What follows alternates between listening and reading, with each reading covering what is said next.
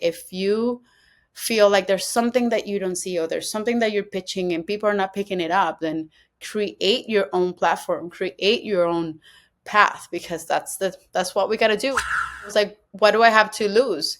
If no one's giving me the opportunity, I'm going to create it for myself. Just like let go of the result. If I can remember one lesson that I learned from that whole journey was let go of of the result. Like, you know that you do things intentionally, and you know that if you are prepared and you have all the tools that someone is looking for, you're gonna be at the top of the list. Hello, everyone. This is Pam, the Café con Pam, the bilingual podcast that features Latine and people of the global majority who break barriers, change lives, and make the world a better place. Welcome to episode 381 of Café con Pam. Una veces we change our mind. So, welcome to episode 382 of Café con Pam. Today, we have a conversation with Carolina Trejos. Carolina is a multimedia journalist and producer who shares her passion for storytelling about extraordinary entrepreneurs, artists, actors, activists, making an impact in the Latino culture. Carolina has the honor to co-executive produce her very own show, Pinkafe TV, along with her sister, and is the current host of award-winning show American Latino TV on LA TV Network. Carolina also was the face of People en Español, People VIP, the first entertainment news show to be live streamed for the magazine's digital platform, interviewing A-listers to Latin Grammy winners and so many people. Carolina is not just a familiar face in the Latin entertainment space, but also a positive role model, pushing the causes and ethics she believes in to the forefront. Listeners, Carolina is a joy. We met in LA at an event that Apple put together and invited us. And this literally happened at the end. We are both on our way to the valet to pick up our cars. And we're like, wait, tell me about your podcast. Well, tell me about your podcast. And oh my gosh, we both have a cafe. Let's get each other on each other's podcast. And I am more digital, so she's on this time. And we are trying to figure out when I can come on her because hers is in person. And this is like the cool thing about doing this work, because it's like we'll figure it out and eventually you'll see me on Pinkafe. It's in the works, listeners. Pero sin más, aquí te dejo mi conversación con Carolina Trejos. We had so much fun, so many lessons. Let's go. Carolina, welcome to Café con Pam. Thank you, Pam. I'm super excited to be here with you and finally get to chit chat a little bit I about everything. know about all the things. This is all about you. So the first question that we always ask is, what is your heritage? Oh, my heritage, I'm Latina, born and raised in Colombia. I am super Colombiana, but I was also raised in Ecuador. So I was born and raised in Colombia until I was 7. I also lived in Ecuador. And then I moved to the United States when I was 14 years old. So I was a teenager, and I made the US also my country. So I'm a little bit from here and from there, pero Colombiana, born and raised. How did you make it to Ecuador? My family moved around a lot, and because of the nature of my dad's job at the time, we moved to Ecuador. We are a very close family. I only have one sister, my mom and dad. All four of us are like one whole unit. Up to now, we're still very, very close. So my dad got a job offer in Ecuador, and we were like settled in Colombia. Everyone was happy, but he was like, listen, I can go by myself, or the whole family can come with me. We can relocate. And of course, like we couldn't decide at the moment. And my mom and dad decided. They were like, oh, we're moving to Ecuador. And at first we were like, no, my God, no puede ser. But then we ended up moving, and it was the best. They say it was the best decision. And then after, cuando teníamos uso de razón, when we were finally like able to understand it, we were like, okay, it was the best decision for our family. So that's how we ended up in Ecuador. Did you resent it during the time? I didn't resent that move. I resented the next move, which was from Ecuador to the United States, because then I was a teenager. Then I Mm. had already established my roots in Ecuador, and we were like, "Ah, otra vez, we're gonna move again and again and again." So I did resent a little bit all throughout. Maybe I had this rebellious part in my life where I was like, "Papi, mami, why are we moving around so much? Finally, when I get to make friends, when I get to know the city, when I get to be finally planting some roots somewhere. We're moving again." So it definitely has been something that has been very present in my life. Like, it feels like my life is constantly in a move. And even as an adult, I'm doing it with my family now. Like every 5 years, I'm like, okay, next city. So I lived in Chicago, then I moved to Miami, then I moved to New York, then I moved to LA. And now we're planning our next move. Oh my gosh. Do you know where you're moving next? Hopefully Florida, but we're between Florida, Puerto Rico, or Colombia. Now that I just came back from vacation, Wow.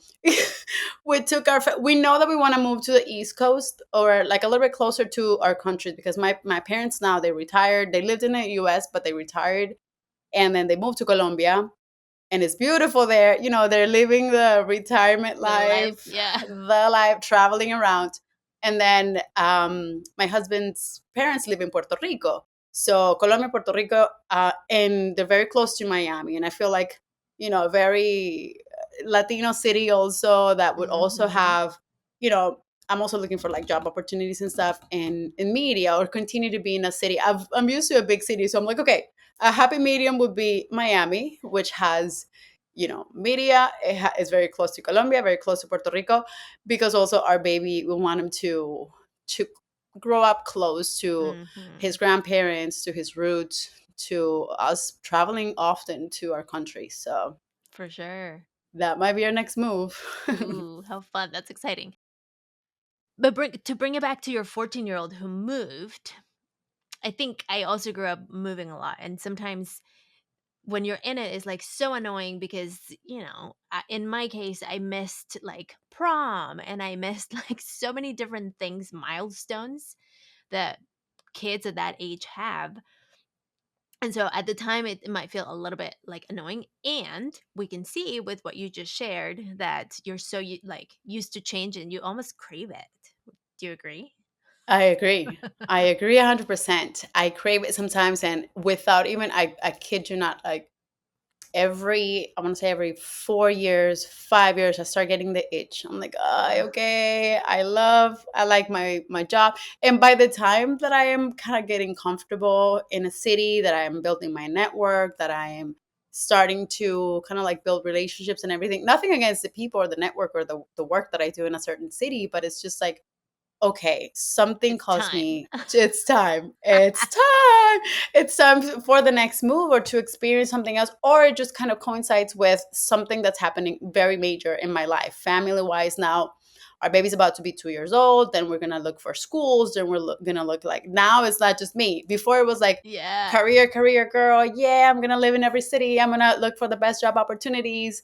And so it was all me, me, me. Now it's like, okay, I have my family, and then also a little person who now, like, we're responsible for his upbringing and everything. So now we're looking into schools and we're looking into like bigger spaces and especially the cost of living too in Los Angeles where I Mhm. am right now. It's like you can barely get a two-bedroom apartment for what you can get a huge house in a different state. So I think Yes. that's one of the biggest reasons why we might move. So every stage and every move that I've done, it has always been either career or like a big family decision. uh, a big reason Mhm. family wise that why we're moving. For sure. So, to bring it back to the 14-year-old self, you arrived to the US. Where did you land? In Chicago, that was our first city. Imagine us, we had only una tia. Like, we have always that big tia, that tia that lives, la tia que vive in the United States, and that was always like, oh, you guys should move. And all of a sudden, my parents were like, okay, we were living in Ecuador at this moment that it was very important for Ecuador's history. They were doing la dolarización. I don't even know how to say it in English. Like they were switching from sucre, which was the la moneda del país en ese tiempo, and now they switched to dollars. So my Wow. dad, who was my mom has always been an entrepreneur, so she had a business, but my dad was working for a big company. He was making great money, and he was able to support us all. But when that happened, when that big switch happened, it was like we have a couple of different decisions to make. And he gave us a couple of choices. Again, like I either move by myself and I send you guys some money, you guys can continue living our lifestyle that we have here in Ecuador, or we all move to the United States to start off fresh and clean, living in your aunt's apartment En la tía. con la tía, viviendo con la tía como 15 personas en un apartamento. O, ¿cuál era la otra? Era, se va mi papá, we all go or we all stay, but we have to move to a different school. We have to go to a different neighborhood where we can afford another house. We have to sell. We had two cars, so we sell one car. Then just kind of like downsize and downgrade and everything. So we're like, todos en la cama, todos en el suelo. As close as my family has always been, it was like, okay, fine, todos nos vamos. And I was the younger one, I remember. And they're like, oh no, we're just going to go to the United States. We're going to go to Disneyland. We're going to stay for a couple months and then we'll come back. And I was like, okay, great. I agree. Let's go. All of a sudden, I see my parents like selling our furniture, selling the car, renting our home that we had there, like making all these changes. We're like, No. we're not coming back. Why are we selling everything if we're not coming back? And yeah, we ended up just moving to the US and staying in the US like a lot of families do. So I remember we had a tourist visa, and the rest is history. And here we are. Here we are. How was for 14-year-old Carolina to like go to school and then you're living in Ecuador and then the climate also in Chicago is very different. What was the hardest thing? Oh my God, the hardest thing was being just dropped off in a city where there is a big Latino community, but everyone speaks English. It was very hard to adjust because we were coming from a very tropical, we lived in Guayaquil, Ecuador, which was a very tropical place. It's like very close to a beach town. And I remember exactly the date that we moved, December 3rd, 1999. We arrived in Chicago, the windy city that has like Oof. the coldest weather ever. We had never experienced anything like that weather-wise. And you probably didn't even have coats. Oh no, no. We had to go to a thrift store. Mi tia, Yeah. she took us to the US Army. She's like, okay, pick all the coats and all the sweaters. And of course, we were living under a budget because, we were starting over. We sold everything. We only brought four people, cuatro maletas, four suitcases. Mm. We arrived in Chicago, and it was like start from zero.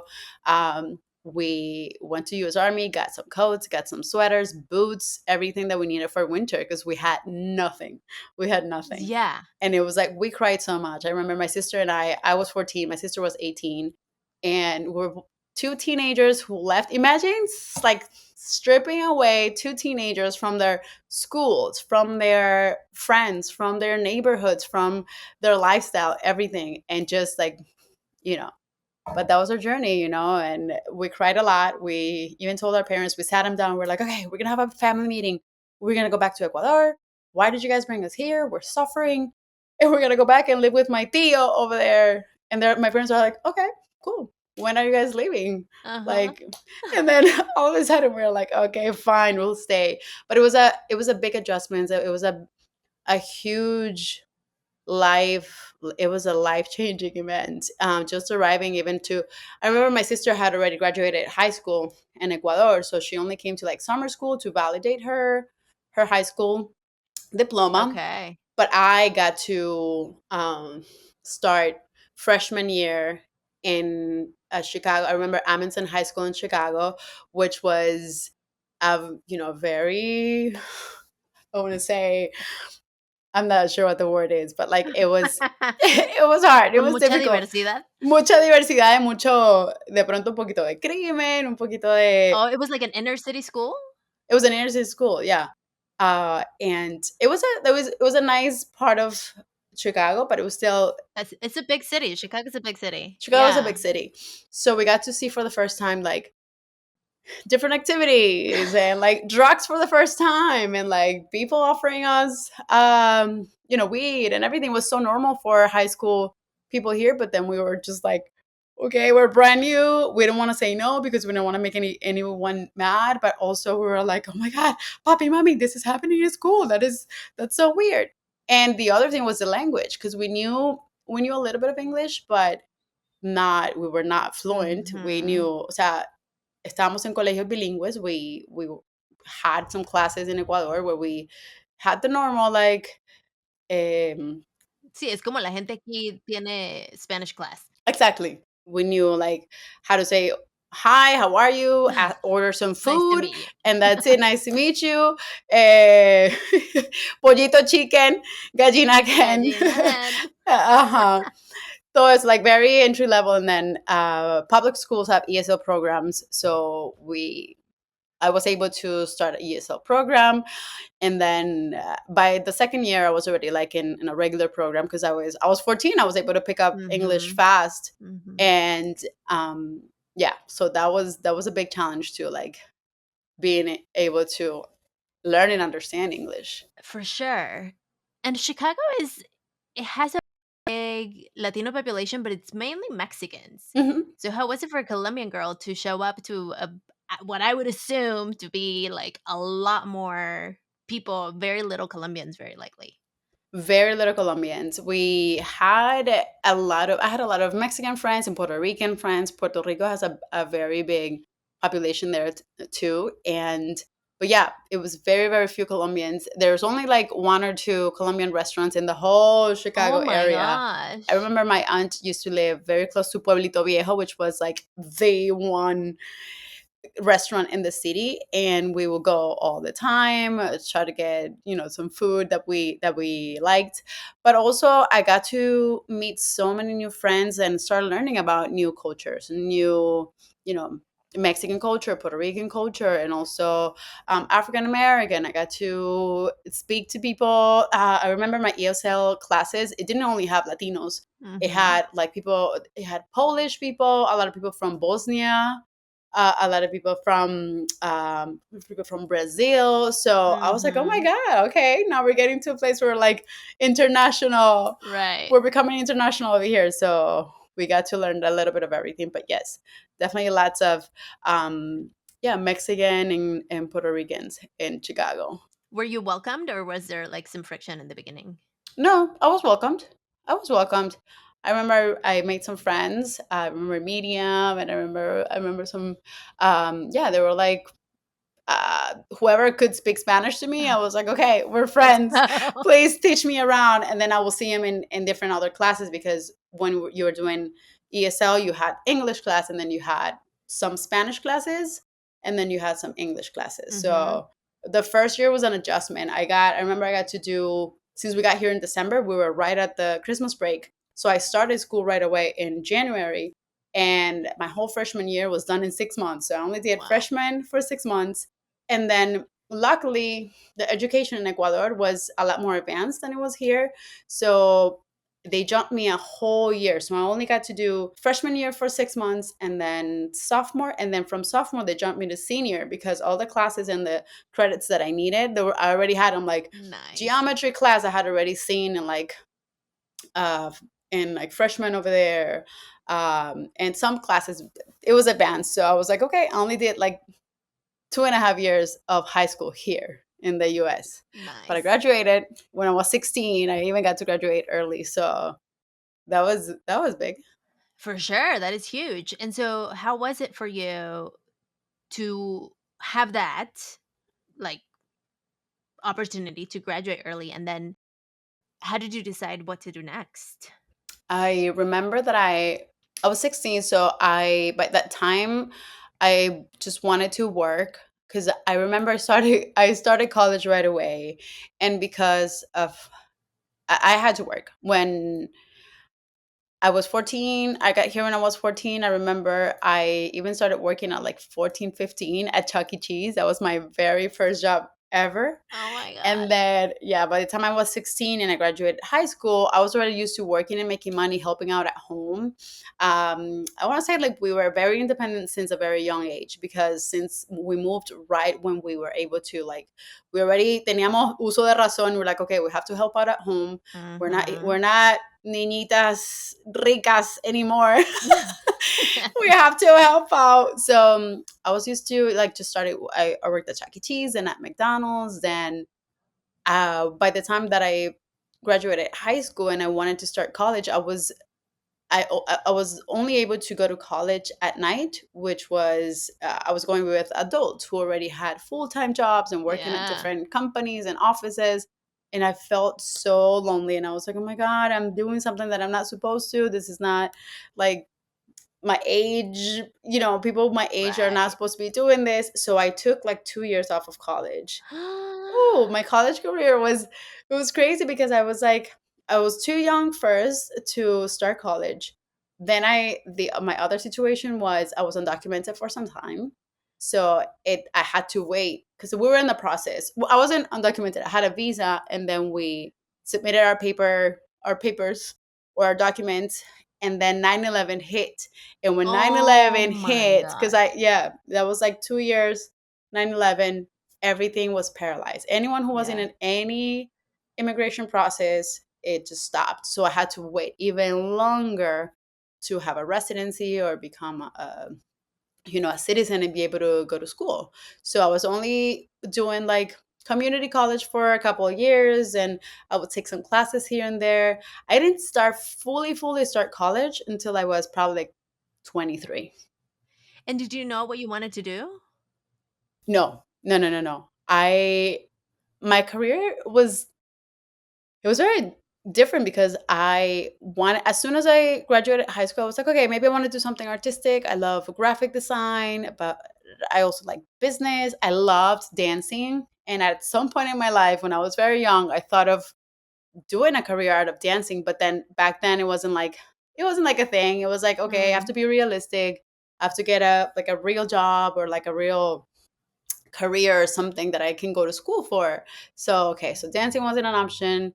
Although my parents would support it. My parents would always say, "You guys do whatever you want. You want to be a rock star, you want to be a dancer, you want to be a businesswoman, whatever. Pero hazlo con ganas y hazlo súper bien." Mhm. So, but it was me who I liked so many different things. I was like, okay, I like drawing, but I love uh, dancing. Then I started, like, the first career that I started was fashion design because my mom is a fashion designer, and she taught me how to use a sewing machine. She taught me how to like trace things, and also I love drawing. So I was like, okay, maybe I'll start fashion, and I Mhm. started at the Fashion Institute of Chicago, and I dropped out. I dropped Mm. out because I was like, okay, this is not my thing. I don't know, it's too expensive. It was like paying out of pocket for a very Yeah. expensive artistic school. So I was like, okay, who am I? Like, I can't afford this. My parents cannot afford this. So, okay, fashion career. I was like, okay, no, I'm not doing this. I'm going to continue to go to community college for business school and see what life. There was nothing like throughout my life that I was so passionate about that I like grew up knowing that I wanted to do, Wishing. wishing. And like, no, that was my sister. My sister was like the star. She was like always wanted to sing and act and dance and produce and all the things in Hollywood, and Uh-huh. she's doing all the things now. But me, I was more like, I was como muy inquieta y Let muy me explore. curiosa, Curious. let me Uh-huh. explore, la rebelde, que mami me dice que yo nunca me dejaba peinar, que era muy rebelde, entonces que era indecisa, que me empezaba una cosa, luego no lo terminaba. So I was always jumping around careers, jumping around different things, and life was catching up, and like the age was Uh-huh. catching up. And by the time I was like 16, 20, 20, yeah, by the time I was like 19, 20, I moved to Miami, and I was like, okay, I'm gonna do dancing and continue community college. So my community college was like 5 years while I was waiting for my paperwork, while I was waiting to decide what I wanted to do. And then finally, ya cuando empecé a sentar cabeza, ya cuando when I got a little serious about my career, I started going to college for sociology. Okay. That was when like serious Carolina started like, okay, I love working. to serve people. I love working with kids. I wanted to work for a nonprofit or maybe become a social worker. In college, I was very involved in student government. I was like the e board. I think it's the e Mm-hmm. board of student government. I was the head of Spirit Week. I always also joined student working for equal rights. So it was this student group that at the time we were fighting for the Dream Act. I was also in the process to be a dreamer. So all of those things, just I was like, I really love being a voice for my community, or like being a voice for this group or an Mm-hmm. underrepresented group. So I think that's what I want to do with my life. I was like, okay, I think I'm getting We're somewhere getting here. there. And we're getting there. So I started sociology. I got my 2-year degree in sociology. So my my associate's degree, at least, it was in sociology. But then to continue my 4-year degree, my bachelor's degree, I had to also do out of pocket. I couldn't get student loans yet because of the papers or whatever. So I had to work full time and then go to school. So I would work for a season and wait for the next semester. Then I would go to school for 6 months, then work again, and then go to school. So I paid for my own college career, which it took me longer, but at the end I ended up without any college debt. Nice. Like casi nada, like very, very little compared to what a normal college that. Claro. So when I started working full time and going to college full time, I started working in marketing. And my first marketing job, it was I was doing promos for Verizon Wireless, a Okay. company who would sponsor concerts, festivals, community events, and in those different events, I became an MC. That's the first time that I started using a microphone. So as an Mm. MC for different events, concerts, I would do like introductions or games or audience, just like hyping up the audience before a concert, before any artist will come on stage. So that was like, and mind you, I was super shy. I was always like very shy and quiet. No way. I swear, te lo juro. My parents, my parents up to this day, they're like, we can't believe you work in like media or in TV or you have a podcast, because I was very shy and quiet. My sister was the one who was always like outspoken and super outgoing. I was more like the bookworm. I was more like the honor roll student. I was more like the muy calladita y tímida. By the time I was like, okay, I need to work and I need to pay for my college career and I need to do it somehow. I started Mm. working in marketing, different marketing events, and just marketing and media start opening they start opening you up. So once I started Mhm. getting on a microphone and I got training for it, then I liked it. Then in those different events, I started kind of like connecting with like radio people. People would like the radio will have a remote here, then Univision, Telemundo, like different media companies will come and cover the concert, cover the event. So that's when I started working and I started liking media. But I Mhm. had my degree in sociology and I still wanted to do like activism stuff and like being a voice for my community. And that's when I found journalism. Because yeah, Oh. when it was time to pick my 4-year degree, I was between like public relations, journalism, marketing, and another another media career. And I was like, okay, journalism, I can use a mic. I already know how to use a microphone. I can fight for my community. I can bring news. I can bring education. I can bring entertainment. All of the things, and that's when everything clicked. So all of my passions and my different things that I always loved really connected with like a full on career. Once I found it, I was like, okay, this is it. And never again I turned back. And never again I jumped around other things, you know? Uh-huh. Did you have any mentors before this that kinda, like, guided you, or you just kinda, like, had to figure it out as you went? At one point I had to just figure it out on my own. I want to say one of my biggest mentors has always been my sister, because my sister, first of all, she's always been driven. She's always been, ever since we were very young. She had her eyes set in media. So I took a longer journey. It took me like 10 Right. more years, but she was already there. So once I got there, she was like, okay, maybe you can do this and that. And like when it was time to like put together my demo reel. She was like, I was like, but I haven't worked for anybody. My sister was already a producer. She was like, okay, we're gonna create the scenes. We're gonna create like a crime scene right here. We're gonna create like a kids event here, and we're gonna go to Skid Row and report here. So we're gonna get your microphone, a cameraman, one, two, three, four different scenes. Boom, you got a demo reel together. Okay. Okay. So that was my first demo reel was made up. I had never gotten a job before, but I was, Oh my you know, gosh. I had taken classes, I had taken, I felt like I had the skills and I was like, okay, I'm going to be a reporter. I want to be a host. So let's put a demo reel together. And that demo reel is still up on YouTube somewhere. And No the way. mic flag, you should see the mic flag has like una C, like C for Carolina. It was your own brand. It was my own brand, and we made it look like it was a news. Imagine like Yes. a Televisa or like a mic flag, but it was C. But it was like just standing up there doing my stand ups for every single thing, and yeah, that's how I got. And that demo reel got me my biggest job ever. So yeah, shout out to my sister. She's been my mentor forever. And then throughout my life, I did want to say I had a mentor, at least one in every different city that I lived in. Pero bueno, a ver, espérame. With that demo reel, 'cause I have a lot of Oh my god, questions. I've never even seen it like this. Wow, that I made up my demo reel. I know. Was there ever any doubt?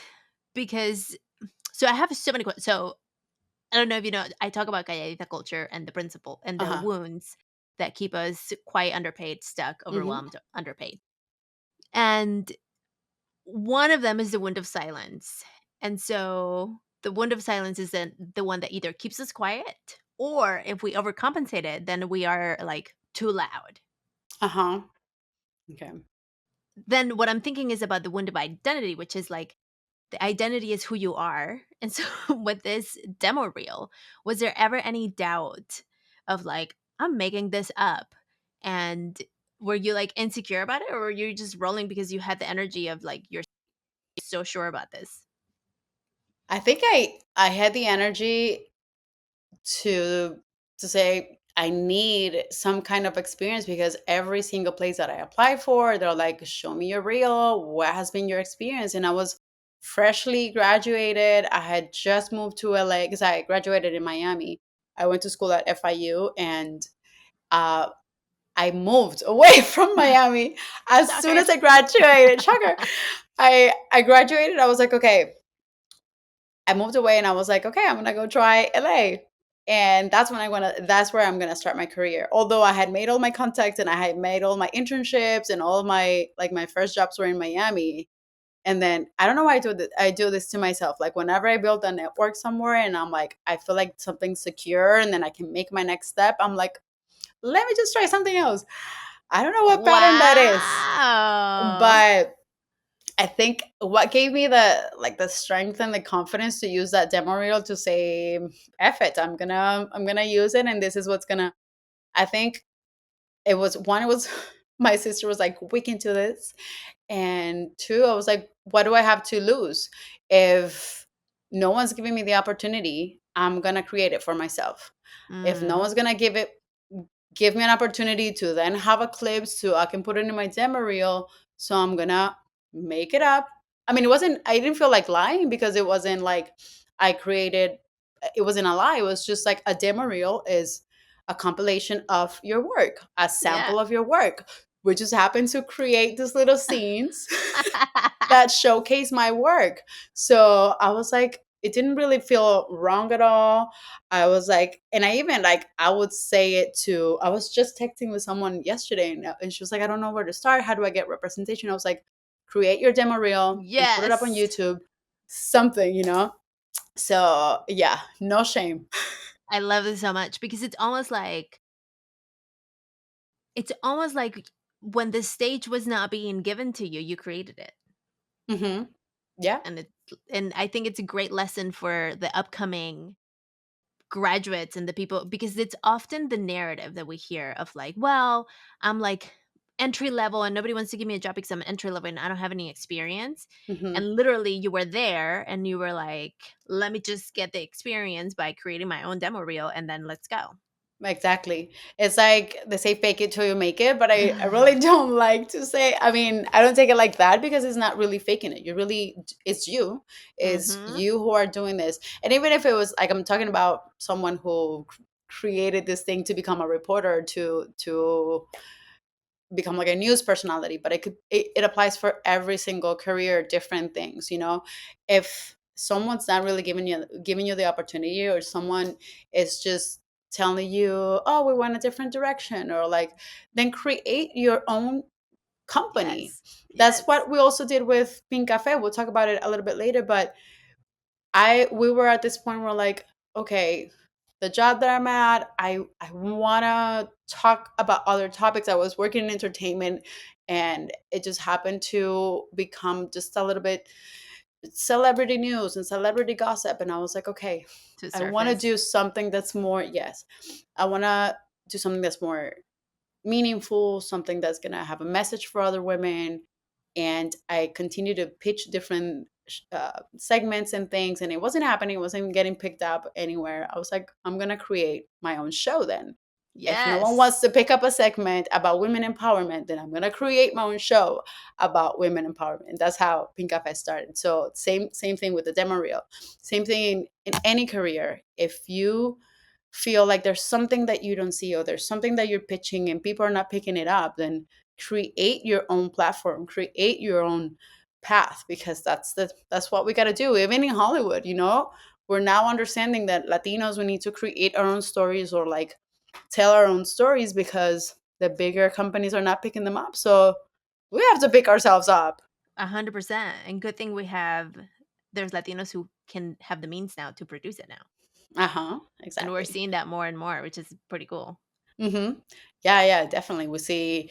And even Latinos who have started in a different career and have kind of moved up to produce. For example, I don't know, let's say Eva Longoria. Eva Longoria Mm-hmm. started acting, and then when she got the opportunity to direct, then she directed. When she got the opportunity to tell a big Latino story about a Latino founder, a creator, then she did that, you know. And she's only one example of so many Latinas and Latinos who are doing that in not only Hollywood, but so many different careers, and just different realms, you know. For So sure. You have to start somewhere. Make your own demo reel. That's going to be the, the I have to message tell. for I'm gonna tell that story because thank you, Pam. Thank you for. That's another thing. Sometimes we forget. We we forget forget. what we have done, and we focus on the next thing and the next thing in the future. But then we're like, oh, I remember. I have to pat myself a little bit in the back. I have gotten myself to different places because of these decisions that I've made, or because of different things that I decided to create at the moment, and we forget because maybe we're focused on the next On the thing. next thing. Totally. Appreciate and be proud of like the journey too. That's the best. 100%. This is why I go back so far with people's stories because there's always something that led to where because it's a choice ultimately. You chose to say yes, even if it was your sister who motivated it. You chose to say yes to getting the microphone and putting the C on it and like following along the all the scenes that were created. You chose to say yes because you very well could have been like no. And so that's a deliberate choice that was made that then led into all of these other options that happen in your life. And here we are. Yep, exactly. How fun. Oh my god, that is a lesson. If it doesn't exist, then you build it. You That's build right. it. You build That's it for right. yourself. Well, let's take a quick coffee break because we haven't taken a coffee break. Sabrosura pa' ti que qué. Carolina, esa colombiana. ¿Tomas café? Obvio, you know what I have here? Una paleta de café. I have something weird here. No. Sí. Obvio que tomo café. Soy súper cafetera. ¿El café lo traes en las venas? Lo tengo en las venas. Sabes que en Colombia a los bebés nos dieron café desde chiquitos. No a los bebés, pero I want to say like when you're Toddler. 1, 2 years, yeah, toddler. You're a toddler and they're giving you coffee, maybe like a little taste Yeah. with, hay algo que se llama teterito, que es como café, agua panela, which is like piloncillo, creo que ustedes le dicen, Mm-hmm. piloncillo, café y leche. Like that's, Mm. y calientito. Oh my God, it's the best. So yes, super cafetera Since forever. since forever.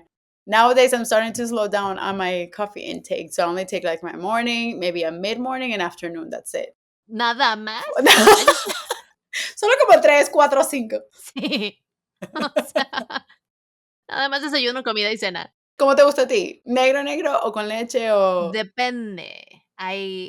So I wouldn't call myself a coffee snob, but I do. So I recently acquired a proper espresso machine.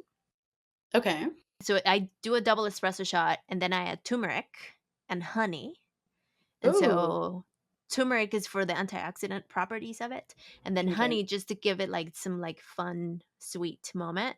And then I make myself a latte. So it's like my morning ritual, and I make it very ritualistic where I like give it an intention, and it Oh. takes like 15 minutes for my morning coffee to happen. But it's like my routine of like fun. If I do another type of brew, it would be a pour over, and that one I do take black. Okay. Yeah, pero Nice. tiene que ser un nice pour over. ¿Tú? I like it straight black. Most throughout, like throughout the day, black coffee. O sea, como agua te lo tomas. Sí, el de la mañana, ay, no lo tengo por aquí cerca, pero it's not a regular, no es un pocillo, no es un vasito pequeño, it's like a big mug. And Okay. that's the one that, like, first thing in the morning, sometimes like just even brushing my teeth straight to the coffee maker and to make my baby's bottle. So I wake up, baby's bottle, I'm warming the water for the baby and I'm warming up the water for my coffee. Both have Nice. to be ready at the same time. So when I give him his bottle, I'm taking my coffee. And the first one's like black with a little bit of brown sugar, Okay. maybe una cuchara, dos cucharaditas de brown sugar. Y ya como en mid-morning, another black one. The one time that I do like it with a splash of almond milk, and that's it, in caramel drizzle. If I want to get like, Mm, if I want to get all fancy and order a Starbucks or a coffee bean, I order a double espresso over ice with a caramel drizzle and a splash of almond milk. fun. But tell me about your paleta de café that you're drinking right now. Ah, mi paleta. Okay, so a veces cuando hago, ya se me, Ya ya no es se me paleta. aguó, ya no era paleta. Pero cuando era paleta, sometimes when I make a big jug of coffee y se me, ya no quiero tomar más o hice mucha o ya, tengo como un set de ice cream de estas moldes de helado y los pongo ahí, cha, cha, cha, cha. Le pongo a veces leche y ya, me queda una paleta de café con leche. Fun. Y yeah, and that's another way of And having that's my like your cafecito. lunch. That's like my afternoon ice cream or like a sweet treat. O sea, ella sí es cafetera, listeners. Súper, súper cafetera, súper cafetera. Sí, no. Nos llevas entre las patas. Like, I think you are the guest that has given us like the most amount of coffee that you drink. Exacto, es que el café está en todo. Hasta mi podcast se llama Pinkafe. Claro. Es que yo dije, pero tengo que hacer una entrevista con café, con pump, so all things coffee, I'm there for. Let's do it. Okay, let's get back to the show because now we're running out of time. So you kind of like, por hacer el destino, life moves you into journalism and you're there. You make your reel, which I love that story. And then you get your first job Yep. through that reel, yeah? Mhm. How was it for you to like receive, and probably at the time you didn't kind of like how we're reflecting on it now, but to reflect that you made a deliberate choice to create your stage and then the door was opened. Okay, so how was that? Once I had that demo reel, I remember I was applying everywhere. I had just moved to LA. I had joined a conference. I went to a conference, to an NAHJ conference, which was a national conference for journalists. And I met a few people there. I networked, and I got kind of like close to getting some jobs, but nothing was, Mm. nothing was. I wasn't getting anything, and they would ask me. Nothing was sticking. Nothing was coming through. And then I did it the old school way. Oh, well, this was like back in. This was like, I'm gonna say 2015, twenty Okay. fourteen. I printed out my resume. At that time, you would still print out resumes. Printed out my resume, and I put in that demo reel in a USB. And I sent a little kit. I sent a little, it wasn't even a media kit yet. It was just like resume with a cover letter printed with a USB. I bought like 20 USBs on Amazon for like $20, and I put in my demo reel there. It wasn't even up on YouTube or anything. And I sent it to all of the local news networks. I found it. I found everyone's email or like physical address, or like the news director here and their physical address. And I sent a nice little envelope addressed to them directly and with my information. I got a few emails back. Nice. And I got a few phone calls right away for interviews. So if the first, just applying through like different through LinkedIn or through Indeed or whatever, it wasn't working, I was like, okay, I'm gonna get myself into their office. And I did this media kit, physical, like actual media kit. I think digital was starting to become a lot Mm-hmm. bigger, but it wasn't like nowadays. Like It's more memorable. it is, yeah. So they were like, listen, someone sent me a USB that I Right. have to put in my computer. I have to open it up. And then I did another no that is put your photo. Of course, I was applying for on camera jobs. So I put in my headshot, like my professional headshot, printed in my resume. Nice. So I was like, okay, I'm just gonna give you everything in one sheet. All you need. Resume, all you need. Photo, resume, and just plug in this USB and watch my reel. I got a call back from like Estrella TV. I got an interview at Univision. I got another call, and then also I was networking with friends from college who had stayed in Miami, who were already working at different news network, at different magazines. And I was like, listen, ladies, everyone, I am looking for a job. Please let me know if you hear of anything. By this time, I had already graduated for maybe like a year. It was a year and a half after graduation, and I had worked here and there. When I moved to LA, I also did like some commercials and some like promos and like writer, but like my own gigs here and there. Yeah. LA started to give me that like freelance kind of feel, but I Mm-hmm. wanted my first job, like full time job for a network, for a magazine, for any company. And then that demo reel, and one of these times that I was talking to friends from college, my friend Grace, shout out to my friend Grace. I just saw her when I went to Miami.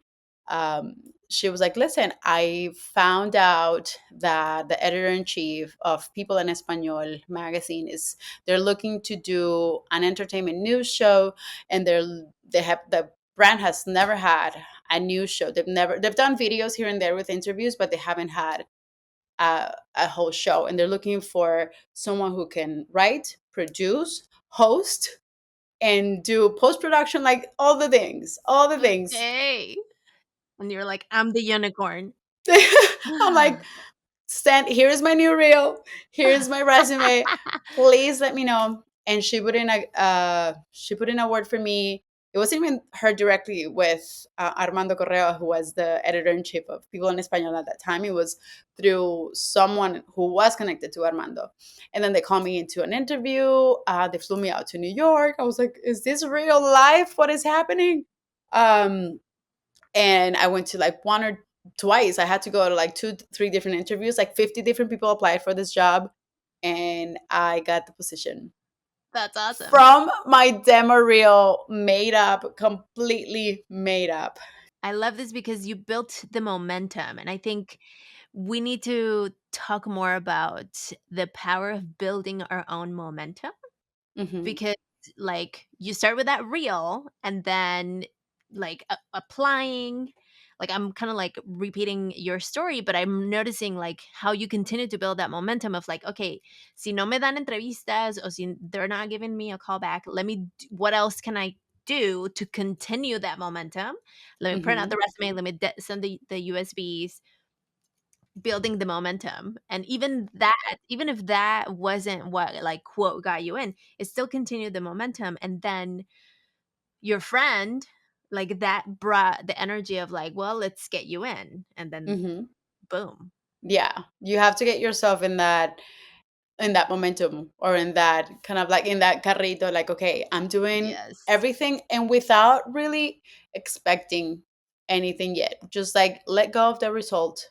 If I can remember one lesson that I learned from that whole journey, was let go of of the result. Like, you know that you do things intentionally, and you know that if you are prepared and you have all the tools that someone is looking for, you're going to be at the top of the list. You're going to be, you're going to have more chances of getting that job. But don't necessarily go into it saying like, because I have this, then I'm going to get it, because or if I reach out to this friend, they're going to have to help me because we're friends, or Right. The expectation. let go of the expectation and the result. Just continue doing it, putting it out there, and God and the world and the universe is gonna bring it to you.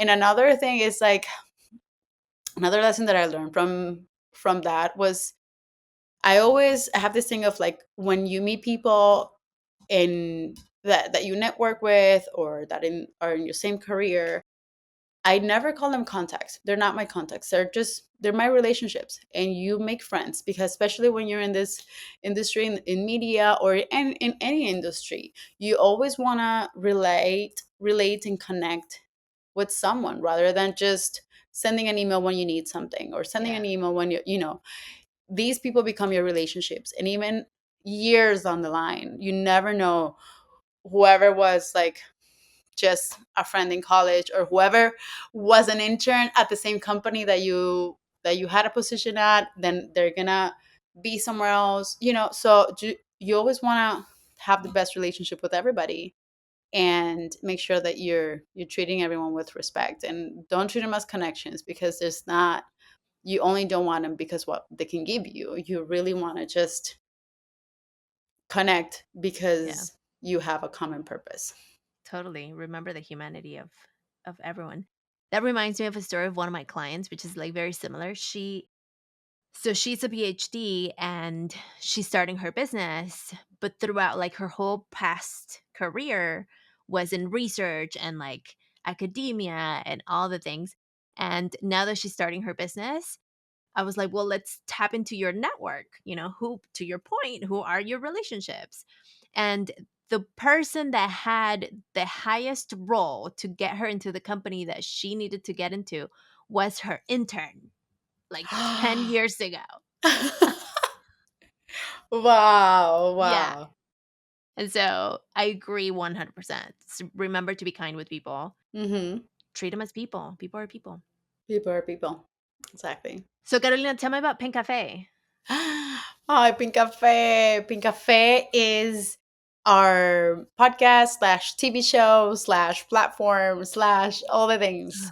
Is a huge project that started with my sister, and now we had 4 seasons of our TV show on LATV, and now for our brand new era of Pink Cafe. We're in our unfiltered era, so we're recording new episodes in a new set, a new studio, more independently, just between my sister and I, in a new set and everything. Is that's now Pink Cafe Unfiltered. But Pink Cafe has a big story. Now we have that show, but we have gone through a couple of years and years. Yeah, we've had a couple of different journeys. It started See, Pink Cafe started with just my mom's idea. It was Oh, my mom wanted to have a boutique. My mom's a fashion designer. uh-huh. When we moved to the States, she stopped sewing. She stopped creating clothes. She started buying clothes and then selling them, right? So she Okay. wanted to do kind of like a trunk show, different things. And then she's like, "Oh, I wanna like open up my shop or my boutique, but I want it to be like a mobile boutique." Then at that time I was in college. I was like, "Oh, mommy, we can do also we could do like an online store. We can put it online, and in the same website, we can do a blog for women, and we can invite have events and invite women to come check out the clothes, and we can create content for them." At that time, it was only like articles or blogging, which was what I was learning in college. Right. And my sister, she was a TV producer, event producer. She was like, "Oh, we can also do events, so we can do festivals and we can do a TV Oh show." my God. From my mom's idea of opening up her boutique became this huge thing. We started growing and growing it. And we started doing like live experiences in Miami. At this time, I was living in Miami. And we did the Pinkafe experience, which was a place. We rented out a place and we had like different Latin American designers to come showcase their stuff. My mom had her own little boutique. My sister and I did like some kind of workshop or a talk for women, and we had like massages. So it was like a like one. How Nowadays fun. you see those huge experiences, but this was like back in 2011. We had the Pink Cafe experience, and it was like, oh, we're just gonna do this every once in a while. But then I moved. My sister moved to Mm, LA. Then I moved. My sister also got married. Back then, I was in college. My mom was not very tech savvy, so she would yeah. also depend on us to do all these, like either the blog, the website, the events. So we took a break. We kind of like let the brand die out for a couple of years. Then we started again. We did a boutique online. At this point, I was working at People en Español. I was like, okay, I'm getting all this. I'm networking a lot. I can have, probably like do some mentions on the show, wear the clothes on the show, Right. and then we can leverage on like me having an on camera presence, us having the boutique. We started that, but also the fact that we were living away from each other and we couldn't meet as Mm, often, that also kind of like died out. And then it wasn't until like la tercera es la vencida, like la third time's our tercera es la charm. Como en vencida. el 2019, we're again, we wouldn't let go of the idea. We wouldn't let go of Pink Cafe. We're like, we have to do something. We love the name because Pink Cafe came from like pink, I guess the color of women, and then cafe. We're Colombian women getting Right. together to Al conversar, café. chismear para el café. Entonces, Pink Café significa reunión de mujeres tomando café, punto. Like to talk about Yay. things, to see clothes, to record things together, to whatever. Entonces, we're like, we love the name. We registered the name, like we had the brand, but we're like, how can we get together to really make something happen? And I was living in New York. My sister was living here in LA. And I was like, what about if we start a podcast? We started a podcast Mm, away from each other. I think I flew out here and we did like 6 episodes in one sitting. Then I did some episodes there, and that's when we started. We're like, okay, we're getting somewhere where we don't necessarily have to be together, but we can continue growing the brand. And mhm. we that's how we started. Podcast only in 2019. We did like 18 episodes, and this was October 2019. By the time December came around, that's when LETV picked up our show to now bring it to television. So this was right before the pandemic, and we were like, what? Already? Like we only have had this podcast for like a couple of months, but we were so consistent. We were so committed to doing it. And mind you, we were Mhm.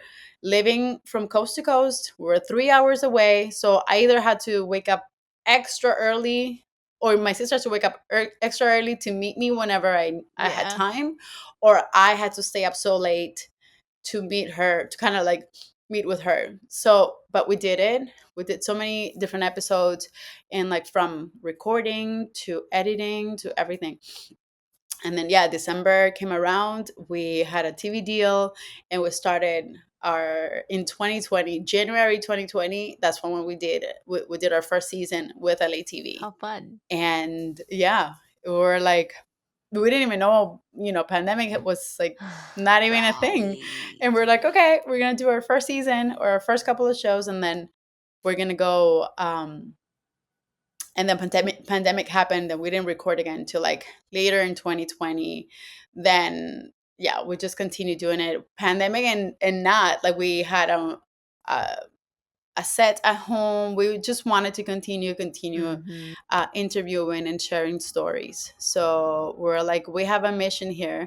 Women have so many stories, and una historia, una palabra bastará para sanar a otra mujer, a otra persona. 100%. Entonces that was our mission. We were like, okay, we're just gonna, however it, whatever it takes, like if it's in a big TV show or if it's only an audio, if it's like on the phone or whatever, we're gonna get these stories. And Yay. yeah, that's how 4 different seasons, 4 years we're on LATV, until it just, we decided, we're like, you know what, for our fifth season, it's not even a fifth season, it's like a brand new revamp. We're like, let's record somewhere else. Let's kind of have a little bit more You grew creative. up. Yeah, we grew up, and I still work at LATV now. It's called Latin Nation, Okay. and the editorial side there, but like just my show. And the good thing is that Pinkafe has always been our brand. So whenever we Mm, went into LATV, we still had rights to the name, to everything. They only had production rights and distribution rights for whatever seasons were recorded at LATV. But once we said, hasta aquí, ya cuatro temporadas, that's, we took our show, and we wanted to give it a new set, revamp it a little bit, and then we called it Pinkafe Unfiltered, because we also wanted to move. I remember the 4 seasons that we had at LATV were very focused on women entrepreneurs, mm, and the more like the business, the success and the accomplishment of women, and which is mm-hmm. beautiful. But now for the unfiltered version, we're like, okay, but who is the woman behind your brand? Who's the woman behind everything that's happening? So that's when we decided to call it Unfiltered. How fun. Tell us all the places and spaces where we can find you. Pink Cafe, it's spelled without the C. Pink Cafe, Pink Cafe. Uh-huh. And you can find us just like Pink Cafe on Instagram, on YouTube. We're under Pink Cafe Inc. And we're also on Facebook, everything. But now we're really pushing our YouTube channel. We started, now that we're unfiltered and independent, we really want to build our YouTube channel, and also the podcast version. You can find that everywhere where you hear podcasts, on Apple, on Spotify, everything, How everywhere. fun. Where can people find you? A mí me pueden encontrar como at Carolina Trejos en Instagram. I'm more of a Instagram girly. I love Instagram. I also have TikTok under Carolina Trejos. Trejos with an S. I know the most popular last name is Trejo, pero el mío son dos Trejos. Trejos with an S. And yeah, I'm Instagram. I'm always super open to chatting with new friends. I always get a lot of DMs, or women who are starting their career in media too, Yeah. about share asking me to share about my journey, or like asking me for advice. I'm super open. uh any word that I can use to help another woman come up, any advice I can give, I'm here.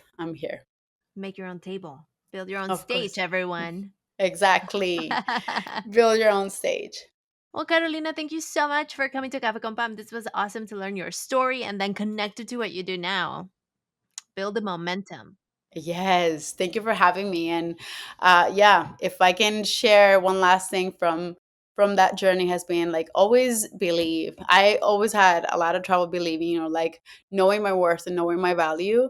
And if there's one thing that has como que una lección, a lesson that I've given myself, it's like, listen, you have the power, you have all the means, or you have everything. Just have to believe a little more. Believe, even Yes. even if you don't see it, believe it, and believe it, and you can make things happen. for For sure. yourself. So, I love that. And I think, like, with your story of Pinkafe, even, there were so many potential ways for you to be like, it's not going to work. mhm, But you believed. And then, like, let's do another iteration. And then let's do another iteration because the belief there was there. exactly. And believe me, like my sister and I have always, we have been very close. And when it comes to working with family, it's very challenging. But we've had our Mm-hmm. ups and downs, and we've had, and it is going to happen with anyone that you start, that you decide to go on a journey with, being a personal relationship or Yep. being a business. It's always going to go up and but as long as you both have the same purpose and the same vision, it's gonna you're gonna make it work. So I agree. I agree. Awesome. Last three questions. Do you have a remedio you want to share with us? no es un remedio, pero sí es algo como un antídoto o una, un empujoncito muy Mm-hmm. cultural y muy colombiano, de una mamá colombiana, que es comer lentejas el primero del mes. Like you have to eat Mm. a lentil soup every first of the month, because lentejas are supposed to be like los granos de la abundancia, or like it's supposed to Yeah. bring you abundance. So if you eat a plate of lentejas every first of the month, you're supposed to, Bring in your abundance. finances, yeah, bring in abundance, and your finances are going to go very well. Ooh, I love that one's a new one. We've not heard that one before.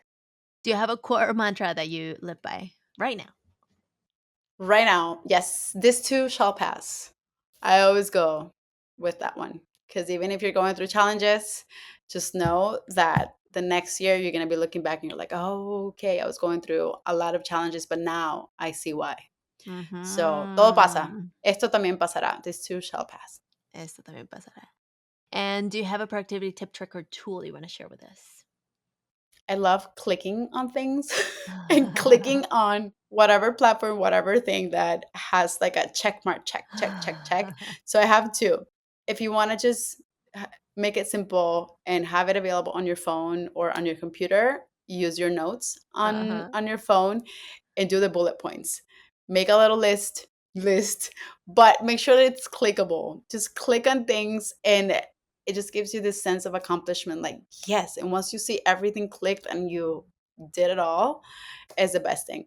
And if you want to go to a bigger platform where you can do project management and you can click away, you can see, have a bigger vision of multiple projects. I love Asana, like Mm. those project management tools. I love Asana. It's like one of, we've tried a couple different ones, and Asana has been, nosotros le decimos Asana nuestra hermana, because because we get to do manage different projects. And between my sister and I, that's where we keep track of everything, all things Pinkafe. And then I use it personally Nice. too for whatever projects I do on my own and with her. So That's a great dopamine release tip. yeah, It releases definitely. dopamine every time you click it. It's like dopamine Exactly. release. I love that.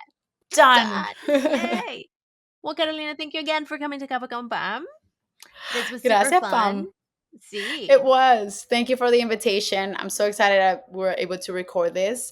And please, whenever you're in LA, let's record an episode with you. We'll have you on Pink Yeah. Cafe, and we'll get to know a little bit more about your journey, because I want to know what's the chisme while we take some cafe con Pam on Pink Cafe. Pinkafe, how fun. Bueno, listeners, that was my conversation. I really enjoyed Carolina's story and how I mean, I feel like sometimes people share their story and I'm like, oh, let me connect the dots and get the lesson here. And maybe this is what happened because, like she said, sometimes we just are literally putting one foot in front of the other and one foot in front of the other. And so as we are moving along, then we don't get to pause and look back and say, oh, I actually did this and I actually opened this door and I actually built, in this case, the momentum for things to happen for me. And it may have started, I think, for her when she made the choice to say yes to her sister who said, let's make you real. fun is that? I really enjoyed this episode. I think for those of you who may be at a crossroads or who may be at a place where you're like, I don't know if this is what I want, or maybe at a place where you may not be getting the opportunities that you're looking for, create your own. The other thing that I think I got from this episode was you don't have to have the path clear. You just have to take the first step. And the first step might be make it up. The first step might be, like she said, when people say fake it till you make it, I don't believe in fake it till you make it either. But I do think own it until you can hold it. Own the idea until you actually see it. And so I think this was a great episode. And she gave us a lot of like really cool and fun nuggets to gnaw on, to chew on, to digest. And tag me. I invite you. I invite you to tag me on the socials at Cafe Con Pan Podcast. Let me know what resonated with you or leave a comment. Now, if you're listening to me on Spotify, which a lot of you are, you can leave a comment in the episode. Did you know that? Those of you who are listening to me on Apple Podcasts, which is the majority of you, don't think you can leave a comment, but this is where you can screenshot, tag me on Instagram. Those of you who are tuning in on YouTube, drop a comment. All the haters gonna hate. We're good. But if you have an actual useful comment that you'd like me to respond, drop a comment. If this is your first time, I hope you come back. Make sure you follow and subscribe, whatever you are listening and tuning into this episode, because that's the easiest way for us to stay connected. Also, check out all my work, cafecompam.com. I hope you are maybe at that point, by the time this episode releases, you'll see some of the new things that we've been cooking. Y bueno, como siempre, stay shining. Sabrosura pa' ti que